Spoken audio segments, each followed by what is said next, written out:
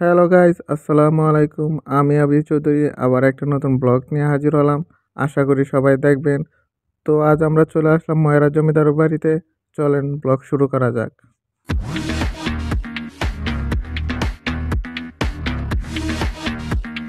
Let's go. আজ শুক্রবার, ছুটির দিন, তাই ঘরে আর মন বসতেছে না, তাই ঘুরতে চলে আসলাম। আজ আমরা ময়রা জমিদার বাড়িতে ঘুরতে আসলাম। সেটা অবস্থিত টাঙ্গাইলে। টাঙ্গাইল ময়রা জমিদার বাড়ি, যেটা একসময় একটা অনেক বড় জমিদার বাড়ি ছিল, কিন্তু আজ সেটা পুলিশ লাইন হিসাবে পরিচিত। এখানে যারা নতুন ট্রেনিং করে তাদের ট্রেনিং দেওয়া হয়। দেখতে দেখতে চলে আসলাম।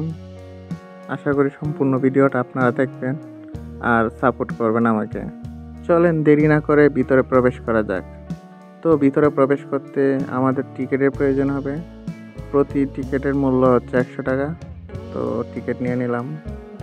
ভিতরের পরিবেশটা এত সুন্দর যা বলার বাহিরে।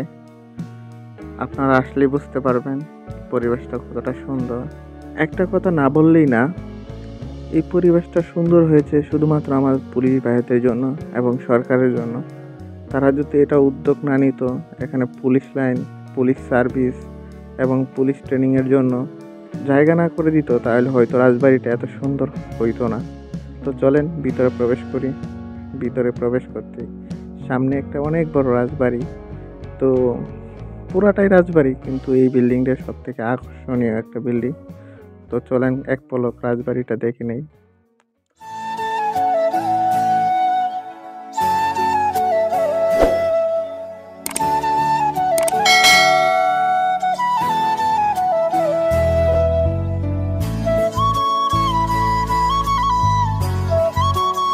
तो गाइस आप लोग मेरे चैनल को सब्सक्राइब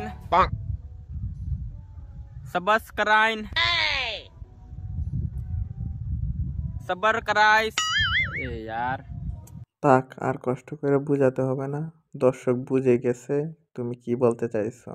তো সবাই ওইটা কইরা দিবেন। আর একটা কথা আপনাদেরকে বলি, এখানে যারা আসবেন অবশ্যই বিয়ে করে আসবেন, না হয় আপনার মনটা ভেঙে চুরমার হয়ে যাবে। যা চারপাশে দেখবেন তা দেখে আপনার মনটা চুরমার হয়ে যাবে। এখন আপনাদেরকে নিয়ে আসলাম শিশু পার্কে। এটা শিশুদের জন্য। তো আমি এখন পর্যন্ত একটা শিশু দেখতে পারলাম না। যা শিশু আছে তাদের বয়স হয়তো 30+। যাই হোক, এখন একটা রেল দেখবেন যেটা শিশুদের জন্য। আপনারা বড় চাইলে উঠতে পারেন, দেখতে পাচ্ছেন অনেক সুন্দর একটা পরিবেশ। তো আমরা এখন আপনাকে চিড়িয়াখানা নিয়ে যাব, যেখানে একটা বন্যপ্রাণী আছে, সেটা হলো হরিণ, যা একটা সৌন্দর্যের রূপ এনে দিয়েছে। হরিণগুলাকে দেখে অনেক ভালো লাগলো। হয়তো একটা ভিডিওতে আপনাদেরকে সব কিছু ঘুরিয়ে দেখাতে পারবো না, তাও যতটুকু পারি আমি দেখানোর চেষ্টা করতেছি। এখন আপনাদেরকে একটা ঝর্ণা নিয়ে আসছি, মিনি ঝর্ণা। কি বলবো, এত সুন্দর একটা ডিজাইন বলার বাহিরে।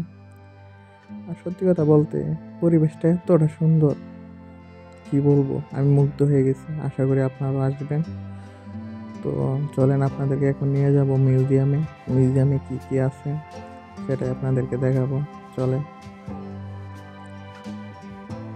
এই মিউজিয়ামে আছে পুলিশের বিভিন্ন রকমের পোশাকের ডিজাইন এবং পুলিশ মুক্তিযোদ্ধাদের অস্ত্র এবং পুলিশ মুক্তিযোদ্ধাদের সেক্টর, কে কোথা থেকে যুদ্ধ করেছে তা তারা লিপিবদ্ধ করে রেখেছে।